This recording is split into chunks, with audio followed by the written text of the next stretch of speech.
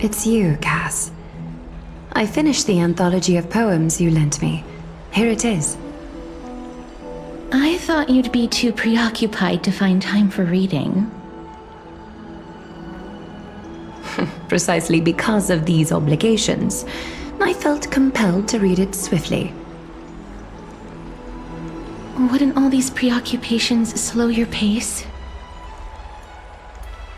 On the contrary, knowing that time is limited can push one to overcome their limitations. The weight of these responsibilities seems to have enhanced my reading efficiency. I understand completely. During my time at the Grove, the closer exams drew, the more efficient I became at tackling everyday mundane tasks. Anything but my actual studies. Precisely. As I remember, you and Finon were both disciples of the new Sporists. I assume that Anaxa's exams were as unreasonable as the man himself, correct?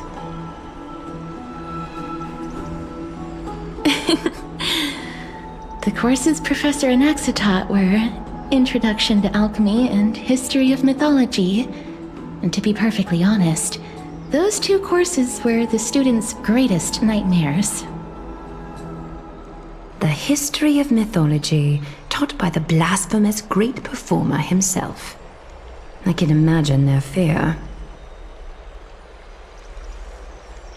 Now that I think about it, students would often rush to the podium during class to challenge him on those blasphemous ideas.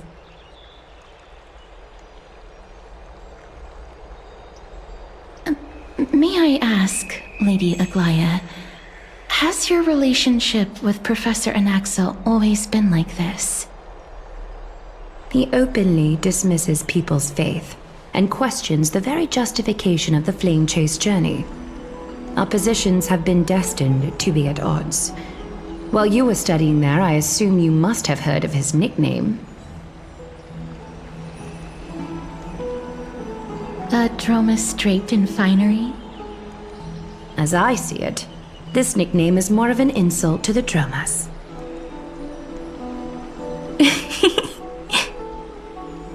Despite his insufferable arrogance, I do hold a certain respect for his nature as a scholar. To remain true to his principles, he is unafraid to stand opposed to the world, and that requires considerable resolve. Anaxagoras' life is almost like a satire. As a Chrysos heir, he refuses to heed the prophecy, while he disrespects the gods. The gods have chosen him. He was indeed chosen by Circes. Is something weighing on you, Cass? The golden thread is quivering. I sense there's more to this exchange than idle chatter.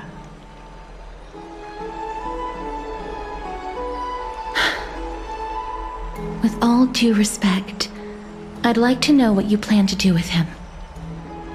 In light of his assistance in the battle against the Flame Reaver, I am willing to grant him some time to find a way to remove the core flame.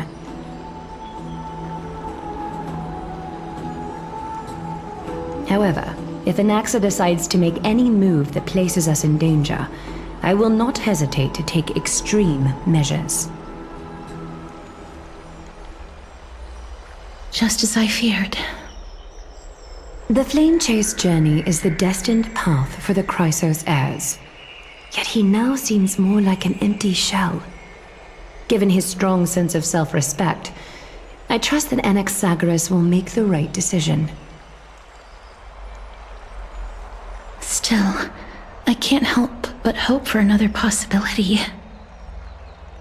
Perhaps Anaxa will also overcome his limitations, now that he knows time is limited.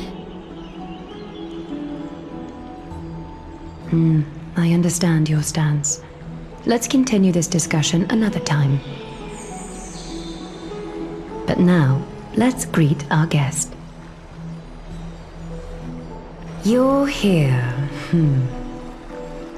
Does this mean you're ready to take on Orynyx's trial?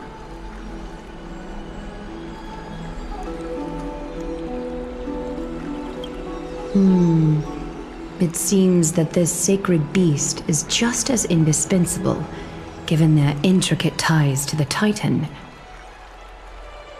Memmy mem, memmy mem mem mem mem, memmy mem memmy mem. Surrendering the core flame is a Chrysos heir's duty. Your selfless assistance is deeply appreciated. However, I urge you to carefully consider the risks of accepting the trial.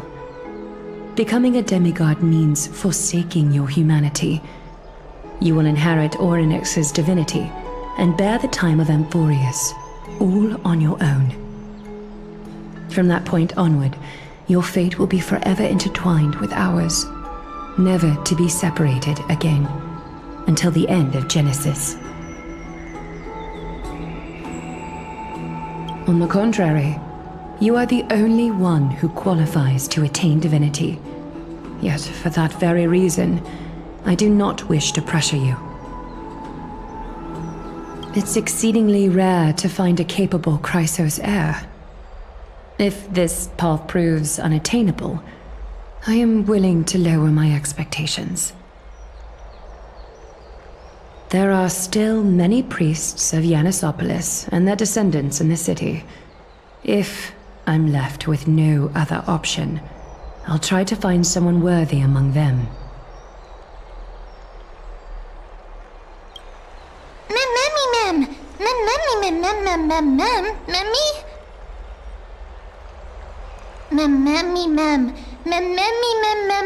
Hero.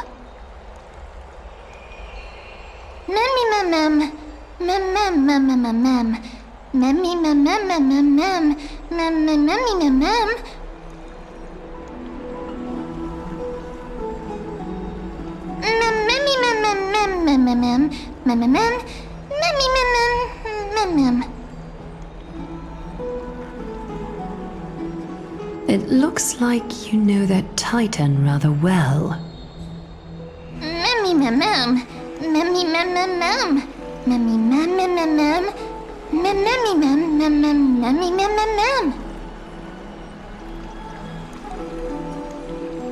Memories that exist outside of your own experiences. I can't explain why, but I can vouch for Mem's words.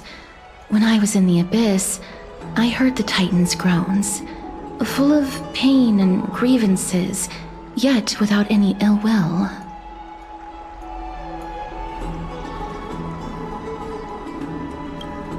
Since you've made your decision, go back to the bath chamber and get some rest. Trinem will call for you when the ceremony is ready.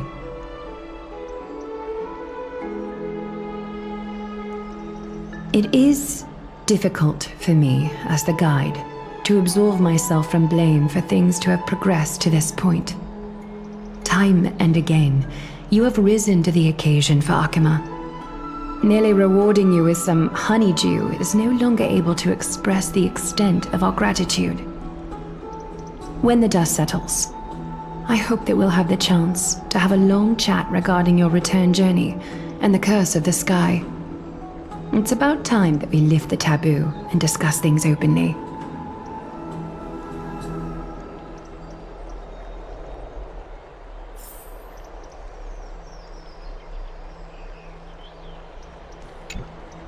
Miss, may everything go well for you and Mem.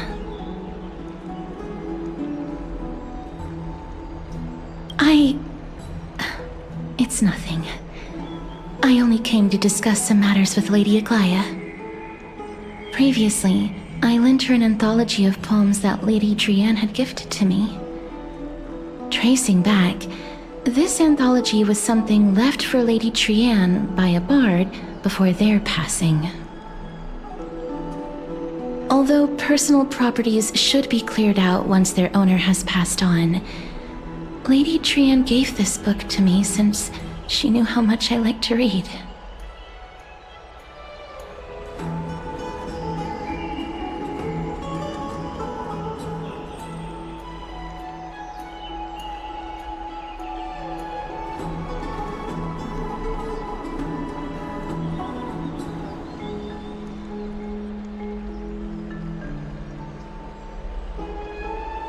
just contains an allegory. In a faraway land, in a city known as Styxia, a dragon corrupted by the black tide descended one day, swooping upon the city like death itself. It swallowed the princess of the city whole before it was suppressed. After taking down the evil dragon, the warriors discovered that the princess's life had already met its end.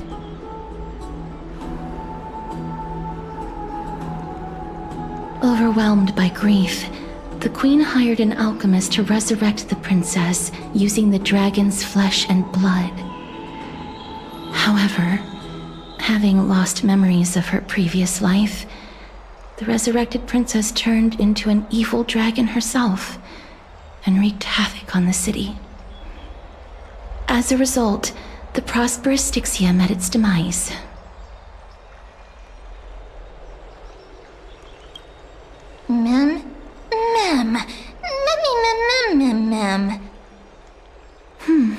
I actually think so too.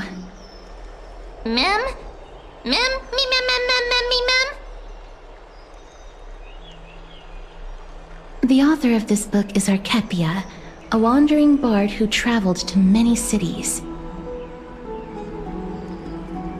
Among the things she left behind are poems, dictionaries, and many tragicomedy scripts. She even clearly underlined and took notes in books that covered myths with her elegant handwriting.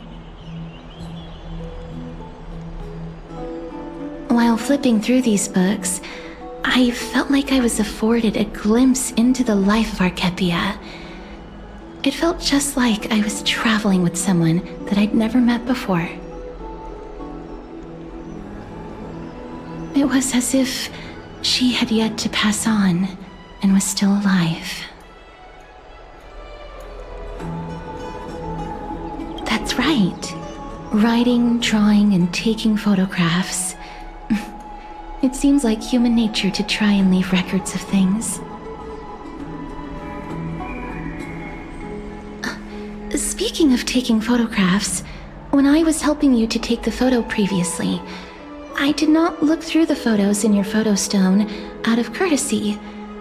But I'm also very curious about the story of the rosy celestial maiden. Despite having visited many cities in Amphoreus, I still understand nothing about the world beyond the sky.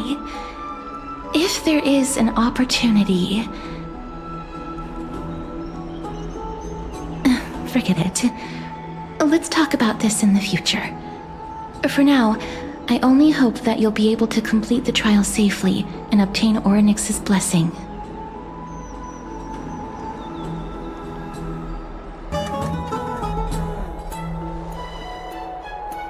That's right.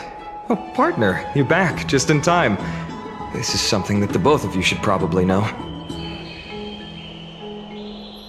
I wouldn't call it trouble. I just think it will be favorable if the both of you understand the situation in Akima better.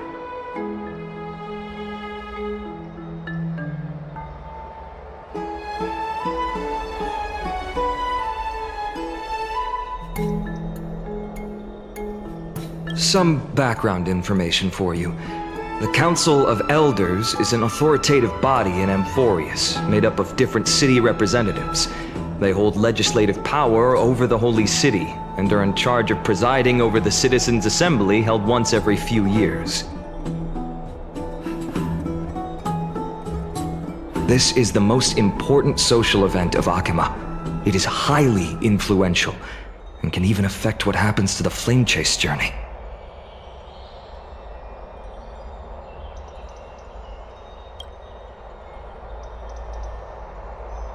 Despite her vision and wisdom that spans across thousands of years, even she cannot win over the hearts of everyone.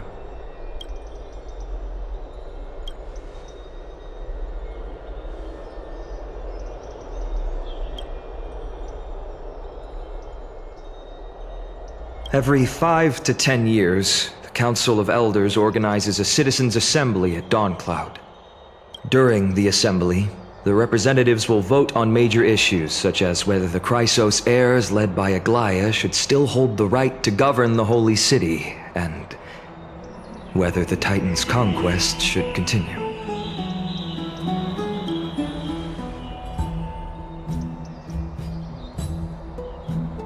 That is correct. However, the problem lies in the fact that there are ill-intentioned extremists in the Council of Elders. They view the Citizens' Assembly as a way to restrain the Chrysos heirs and hope to take complete control over the flame-chase journey. We can refer to them as the opposition. During the assemblies held in the past 100 years, the voices supporting the opposition have been growing stronger in the shadows. It's only thanks to Aglaya that the flame-chase journey has been able to continue to this day. The Citizens' Assembly is just around the corner, but this time, there seems to be a new variable to the situation.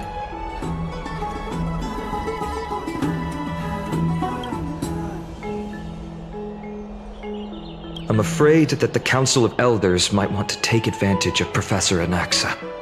Aglaya will surely take back Circe's core flame, but with Anaxa's current condition, it's so unique that nobody knows how taking the core flame away from him will affect him. He has always been someone that is only concerned about his own research. I'm certain that he must want to escape from the monitoring of the Golden Thread and protect himself. If the opposition were to offer an olive branch at this time,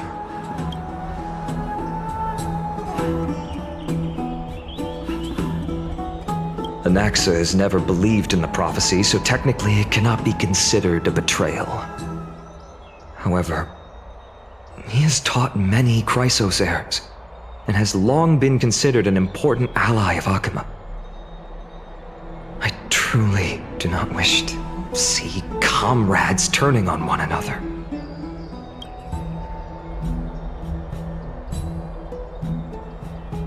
As I believe in his character, I plan to plead with Aglaya and try to buy more time for him. Then, the greatest way in which you can help is for you to know what I am fighting for.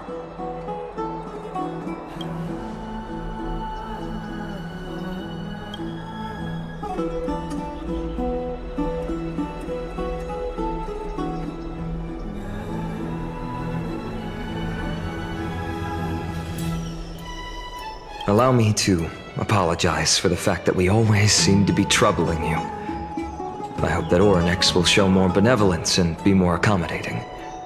I remember that they seemed quite fond of you back in the Abyss. Go and rest and regain your strength. We'll meet at the Vortex in a few days. Oh, right. You can read this scroll if you want to find out more about the Council of Elders and the Citizens' Assembly.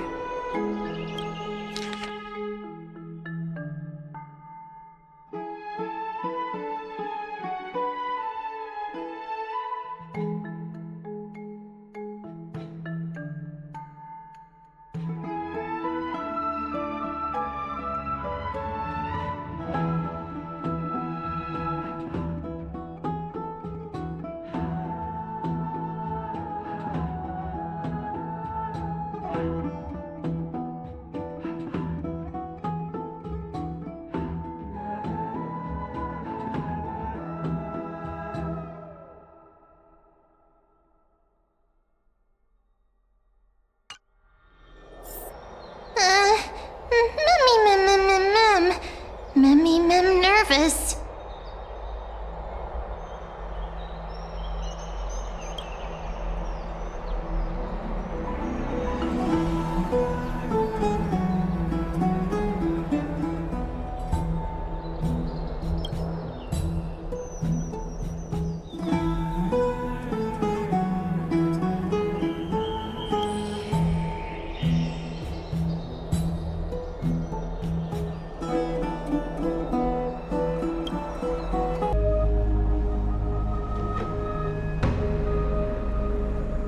Esteemed one, Orynyx's vacant totem awaits. If you have already made your preparations to become a pillar of Amphoreus, please, step forward.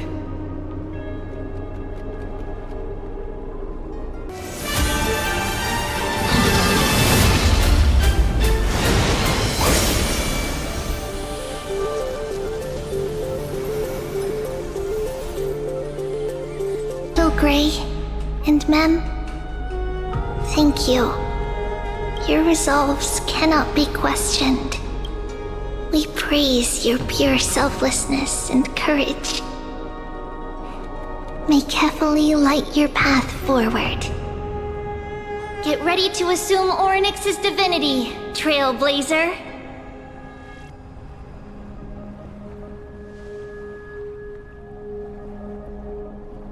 The divine position of Orynyx has already been vacant for some time.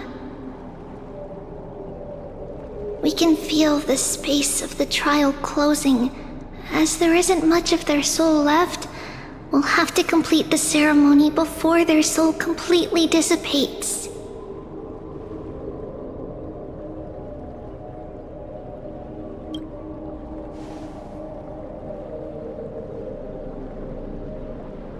The 8th core flame coveted by the miracle that once belonged to the great veil of Evernight, Orynyx.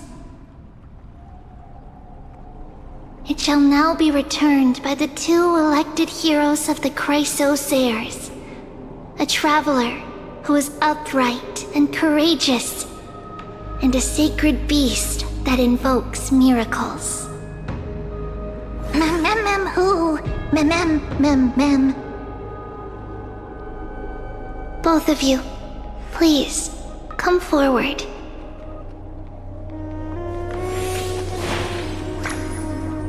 Recite along with us. O Majesty of the 12 Titans, pillars of the world, we seek your divinity to mend the rifts of the world. Fill our bodies with blood of gold, till we wither in willing service to the prophecy.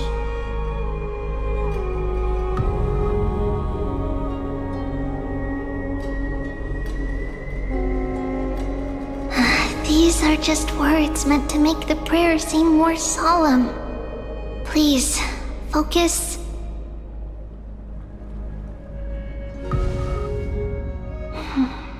And surrender the core flame.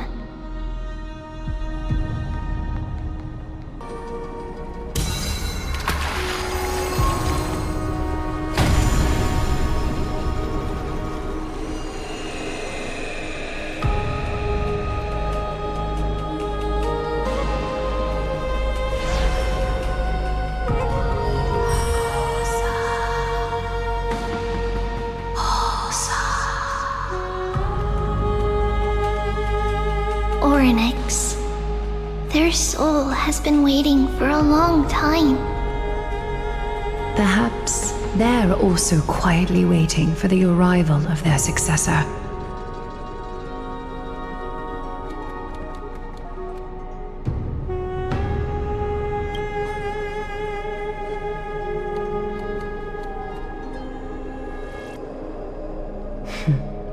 The last time I heard this, things didn't turn out that well.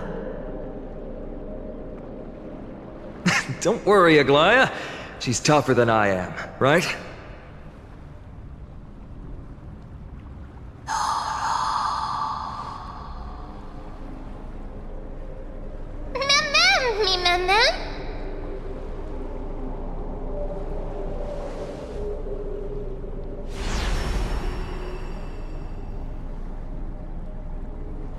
Traveler from beyond the sky, let us pray that the Titan acknowledges your worthiness. Although she loves cracking jokes at inopportune times, her determination is as strong as the Chrysos heirs. She will definitely succeed.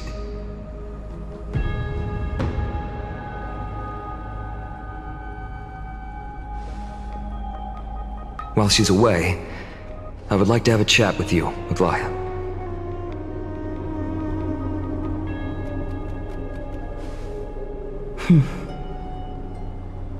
Speak. I'm listening.